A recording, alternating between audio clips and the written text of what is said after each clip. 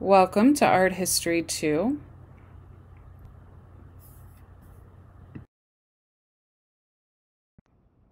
Hi there, I'm your professor, Jennifer Evans.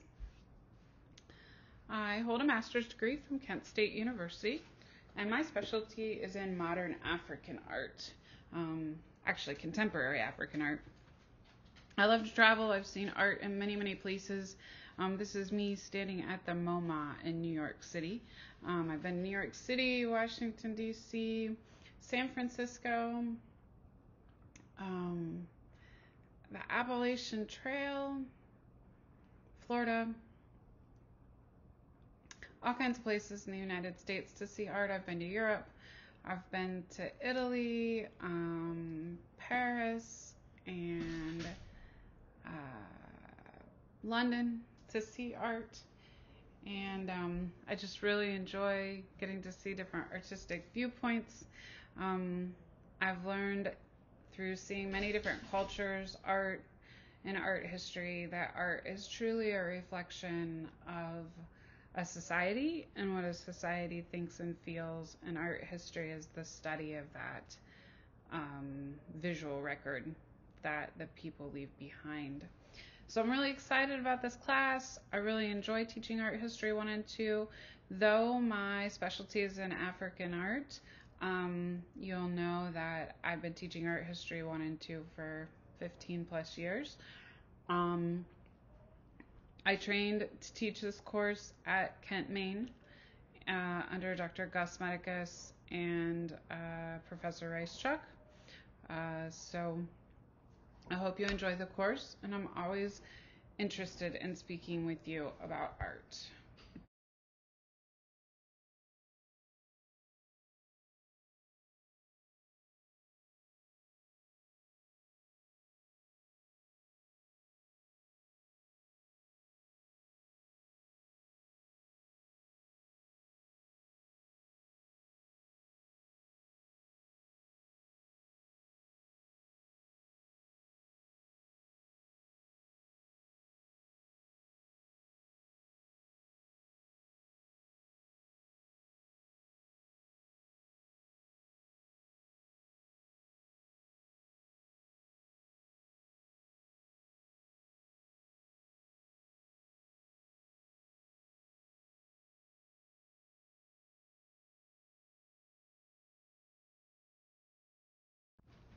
A little bit about the online platform.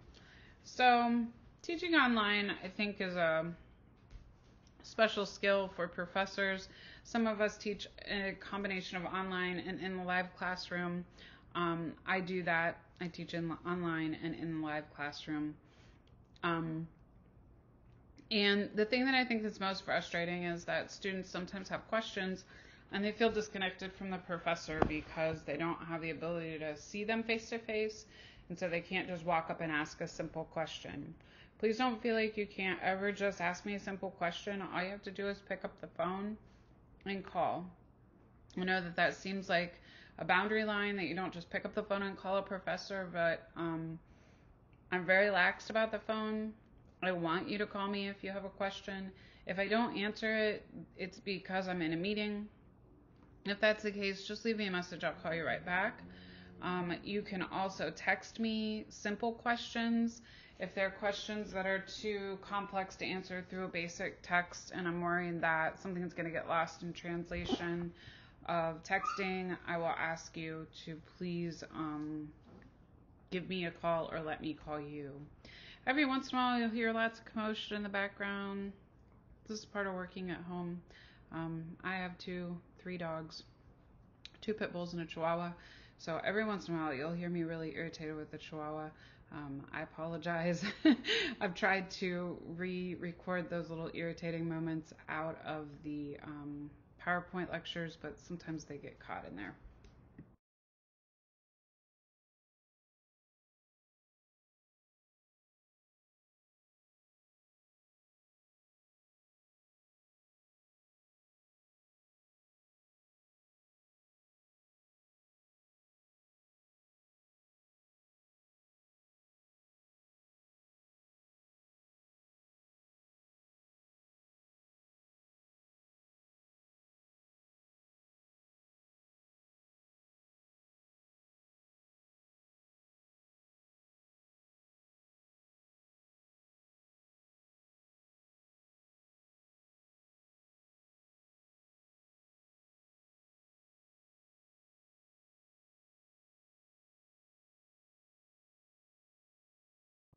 let's talk about your textbook for a minute. So your textbook, unfortunately for this class, is kind of expensive. The one that you're looking at here in front of you is a hardbound copy, and it has both Art History 1 and 2 in it. If you think at some point you're going to be taking both Art History 1 and 2, it is well worth your while to go ahead and buy the hardbound thick textbook. There's also online access available. The instructions for online access to the textbook are right below the image that I have of the textbook. It's in your syllabus. The directions are directly in the syllabus. All you have to do is copy and paste that link into your web browser that's provided for you, and then you'll have the ability to rent that textbook online. The only thing I have to say about renting the textbook online, or possibly not buying the textbook at all, because I know a lot of you just love to not buy the textbook, it's possible to do that if you were to either print out the slides and take notes directly on the slides, or you're willing to have a computer up with slide access during an exam.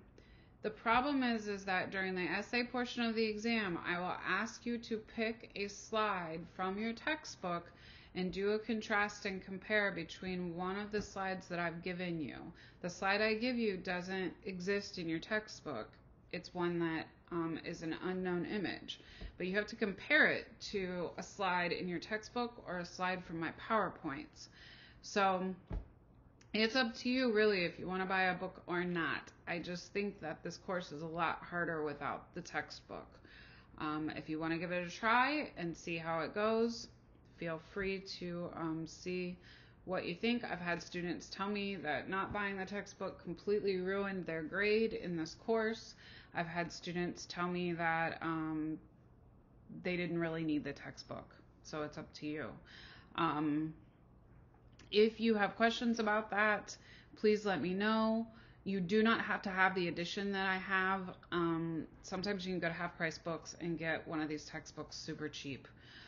You can also get an older version online. The thing I have to caution you about that is that this particular textbook comes in composite volumes, Art History 1 and Art History 2 separated. If you choose to buy a textbook, make sure you're getting Art History 2. That's the Renaissance through Contemporary. Art History 1 starts in the ancient Egyptian pyramids and cave paintings and goes all the way to 18th century. So just be sure you have the right eras in your textbook. If you have questions about the textbook, please let me know.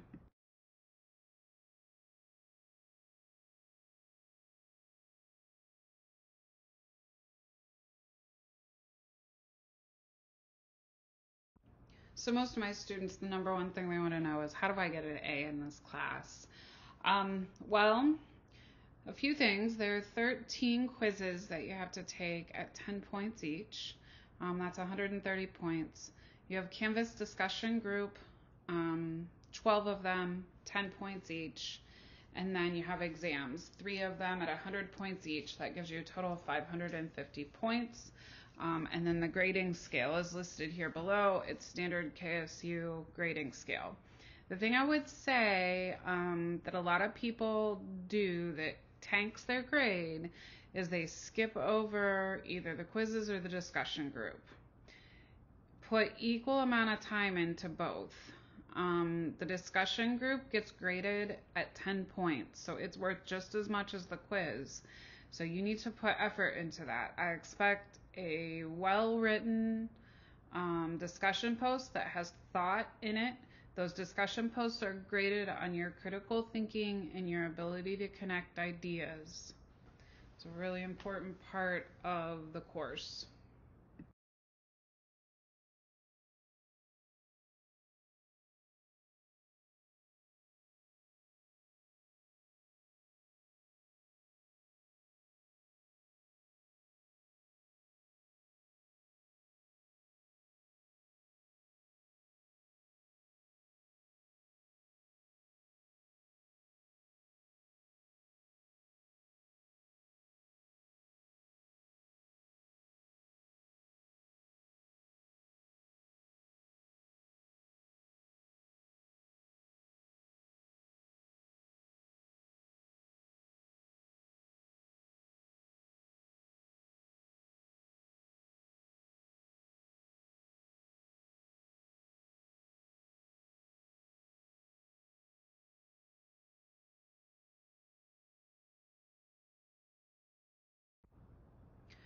So let's talk about what you have to do each week. So each week you need to watch lecture. You need to respond to a group post by Wednesday at 11:59 p.m. and take a quiz by Sunday at 11:59 p.m. The exception will be on test weeks. Test weeks look differently. Your review materials will be put up the week before so that you could get a jump on studying. And obviously that week you won't have a discussion post to put up. You'll only have a test to do. Just to point out about discussion group posts on Wednesday, everything's due at 11:59 p.m. Sometimes the discussion post will have some sort of article or something that you need to read in addition to responding to a discussion post. So just be on the lookout for that. I will try to point that out to you whenever you have something like that to do in addition to the discussion post. So I'll say, read the article online, talk about something that you read in the article, and I'll start that discussion post for you.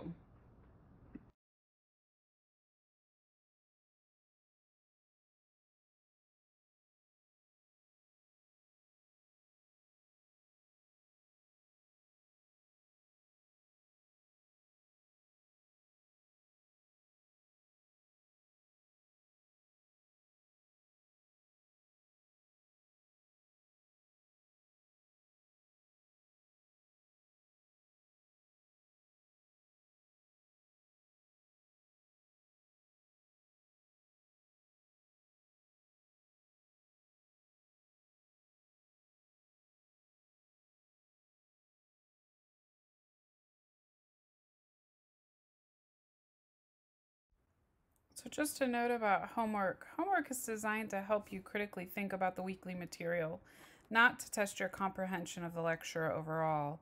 The questions that you'll be asked, just because they're multiple choice, does not mean that they are not to further your understanding of the material. Especially the essay part is going to help you further understand the concepts and the material within, or the main concepts within the lecture. So just want to be sure that you understand that in the homework, we are not testing your comprehension of the lecture. We're helping you to further your understanding of the material.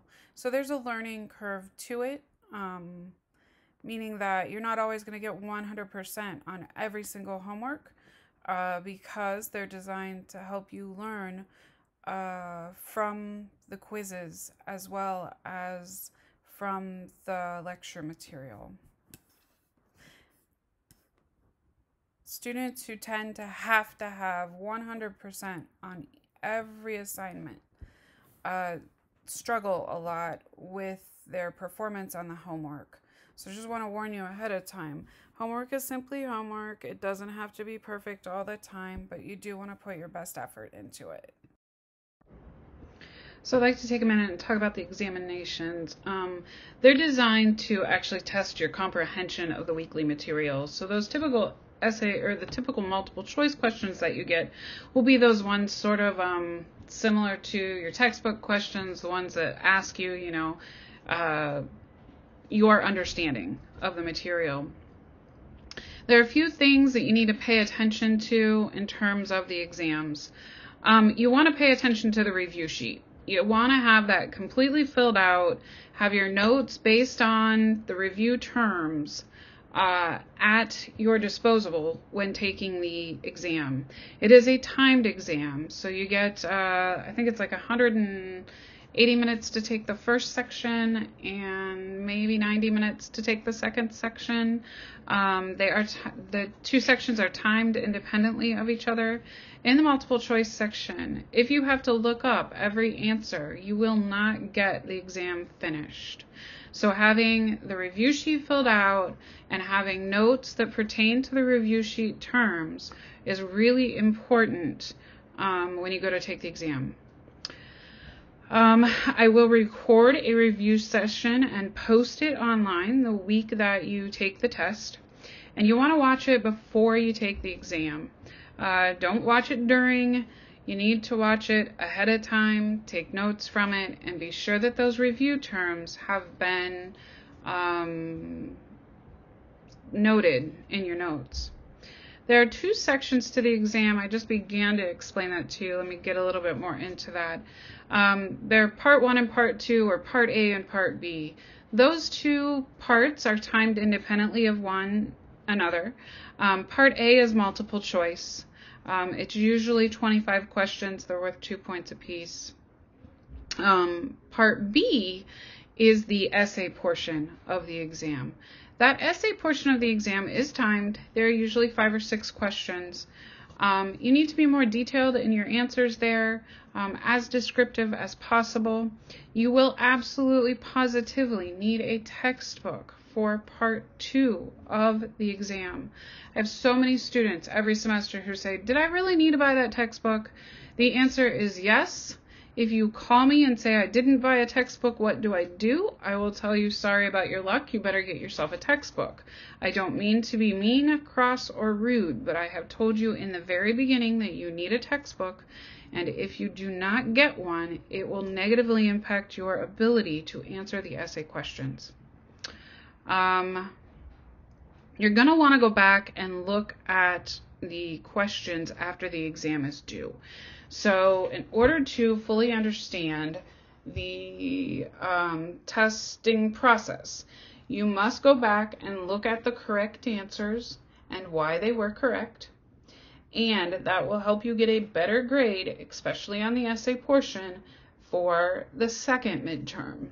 If you don't do this, it will affect your overall score in the class.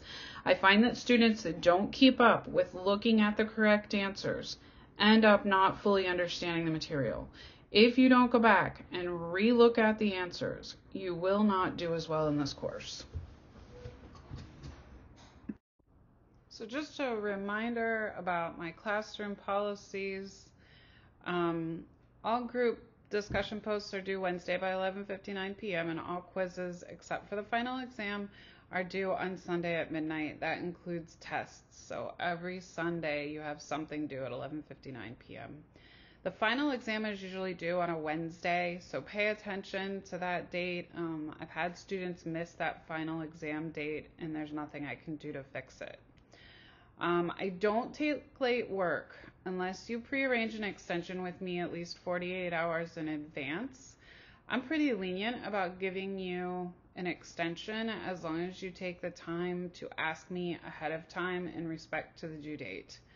I will grant you one extension per semester unless you have written documented excuse that shows that you were in the hospital or something for the majority of the week. If you were in the hospital, you had to have surgery, something like that, please contact me. I'm not unreasonable about helping you. It's just that just forgetting to do the work is not okay. So how much time should you expect to be spending weekly in class? Well, lecture is usually about 3 hours per week. If you were going to a physical classroom, you would be spending 3 hours a week in lecture. Every once in a while, you'll find that lecture takes like 2.5 hours one week and maybe 3 hours, 3.5 hours the following week. But I try to keep it right around your 3 hours a week. The university would expect that if you were in an actual classroom, it would take up 3 hours of lecture a week. As far as homework and reading and writing for the class, you're expected to spend 4 hours a week in homework. So that means between reading and writing the essay and doing the multiple choice homework, you should be spending about 4 hours. And that's kind of a lot. So I would say some weeks are going to be lighter than others. Some weeks are going to have essays and some aren't. The essay portion of the homework is very important. Do not skip those essay questions. They help you practice for the essay questions on the exams.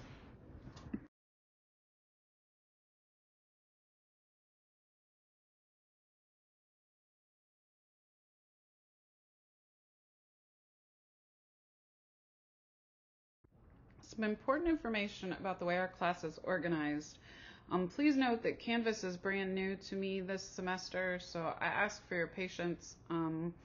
We've worked in Blackboard for years and they've switched to Canvas on us. So if something isn't clear, please let me know. Or if you can't find something on Canvas, please let me know. It might have been my error. At any rate, Canvas is organized into weekly modules. And so typically we'll work on one chapter a week in the textbook. Some weeks you only have to do half a chapter, but for the most part, you're at one chapter a week. The weekly assignments are really intended to push your critical thinking, especially those discussion board posts. A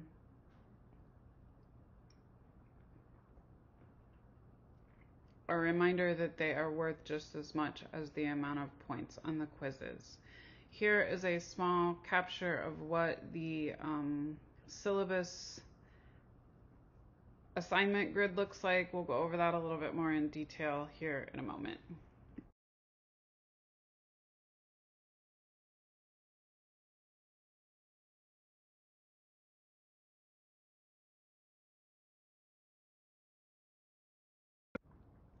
Okay, so some things about this course that might be helpful to you.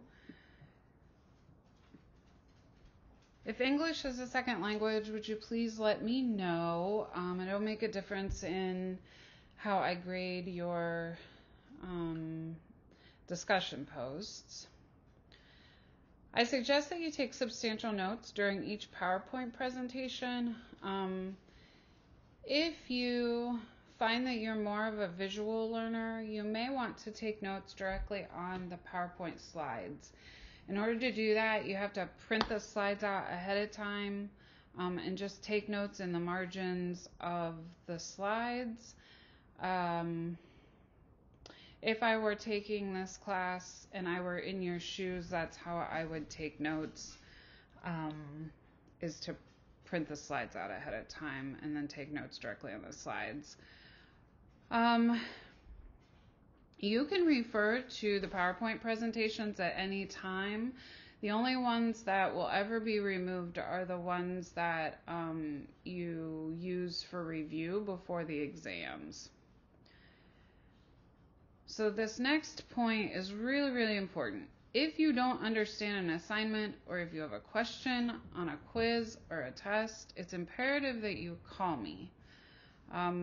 So many students go, well, I didn't want to call and bother you. You know what? Because we don't get to see each other face to face in the classroom, the telephone is the best way to make sure that you're connecting and getting the information that you need.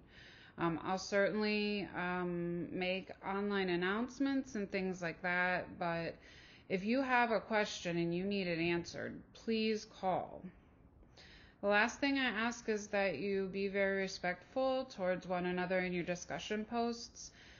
We talk about a lot of current issues in this class. It doesn't seem like we would, but remember, we're doing art. We go art Renaissance through contemporary. So contemporary art often talks about social issues. In addition to when you discuss the course with me, I expect you to be respectful to me as well. You have access to a lot of digital images in this course, and because of that, I just want to remind you that downloading my images, a lot of those images are my own pictures, or they belong to Dr. Medicus or Dr. Ricechuck, and so I'm asking that you please be respectful that those pictures are copyrighted, and that you could be violating copyright laws by reproducing them, so please don't do that. This slide's in here so I remind myself to tell you to advocate for yourself. If you have a disability, please use your accommodations and let me know what accommodations you would like to use. Remember that if you plan on using your accommodations, I just need to know that before an exam. The quizzes on a weekly basis are not timed, so you don't have to worry about that. I know that sometimes I have students who get accommodations like, let's say they get PowerPoints printed out and things like that. I don't have the ability to give you those directly. I will post those things for you as I have them, but those things are things you'll have to print out by yourself.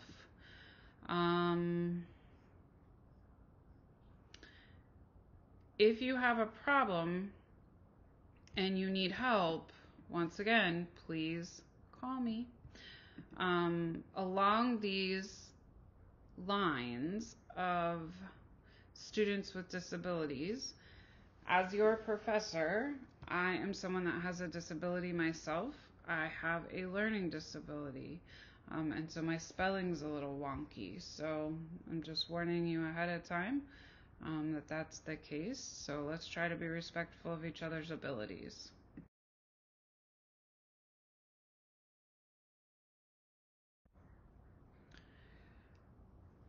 I want to remind you that I'm required to report attendance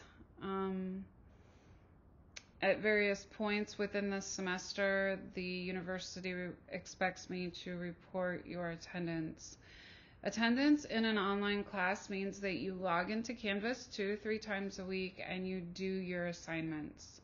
In order to be counted as having attended, you need to have done at least 1 week's worth of class. So a discussion post and a quiz constitutes a week's worth of work. One assignment by itself does not constitute your attendance in this course. So please make sure you do at least 2 assignments or you will be dropped for non-attendance.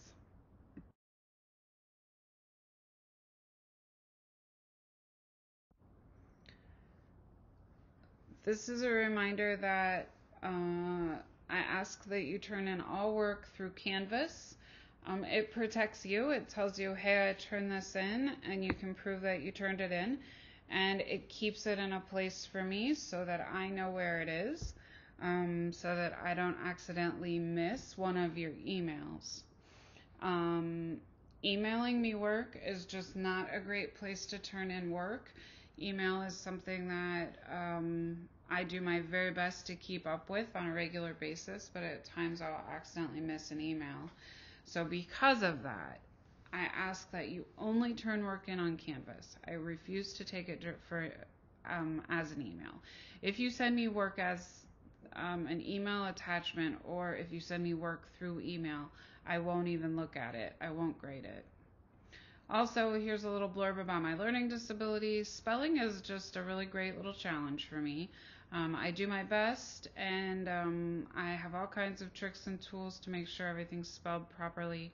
But I just wanted you to know that it has no way, shape, or form anything to do with my professional approach to this course.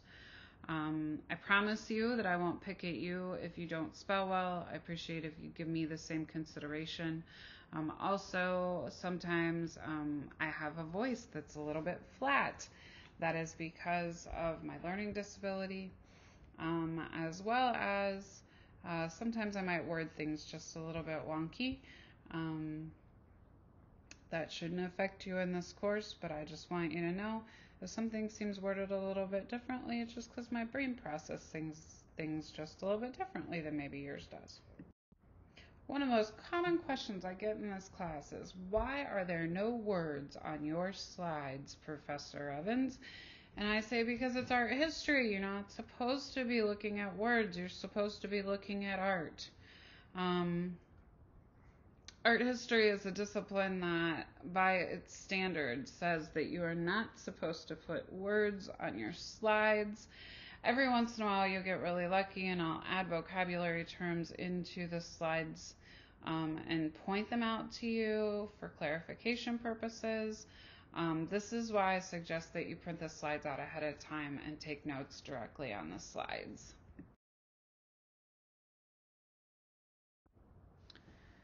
Let's take a look at the syllabus schedule for a minute here. This is the last section of the syllabus. It tells you what week and dates that each module is organized into. And each module will be labeled week 1 with the dates, week 2 with the dates. The next column tells you what eras of art history are going to be lectured on. So you can see the first week, Proto-Renaissance, is the era that the lecture will cover. Above it, you'll see the chapter and page ranges that the lecture is coming from.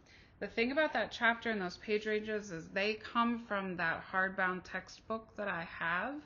I put the ISBN number in your syllabus, so if you want the exact same textbook that I have, you can get the exact same textbook that I have.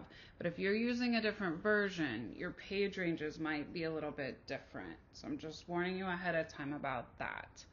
The next column says what is due for the week. Always you're going to see a pattern. You have a quiz on Canvas due every Sunday at midnight. Then you have a group discussion on Wednesday and a quiz on Sunday. So group discussion on Wednesday, quiz on Sunday, every single week, except for test week. So go over this syllabus schedule pretty thoroughly. Make sure you understand what's due and when it's due. Note that every once in a great while, I will move around a week or something like that. One time I fell and broke my leg and had to move one of the weeks to a different week. So just know that if I make a change to the syllabus, I will make an announcement to let you know something has changed. This is the end of our syllabus lecture. I just want to be sure that you know that you have a little quiz to take this week. This week is not a typical week because we don't have a discussion post. We only have that little quiz. You do have to take that quiz. It's worth 10 points. And it just goes over the things we talked about in the syllabus discussion.